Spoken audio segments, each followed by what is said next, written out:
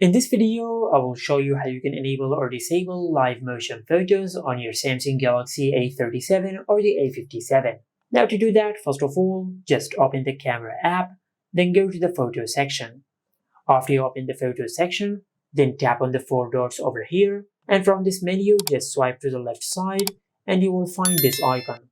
Now this icon is for the live motion photos. As you can see, it is currently turned off, but as I tap on it, I will turn on live motion photos as you can see over here. Now if I tap on the shutter button in the photo mode, I will be able to capture a live motion photo using my Samsung phone. Just like that. As you can see, this is the photo which I have captured, and we have the option for view motion photo. But if you want to turn off live motion photos, just tap on the four dots in the camera app, but this time just turn off this option.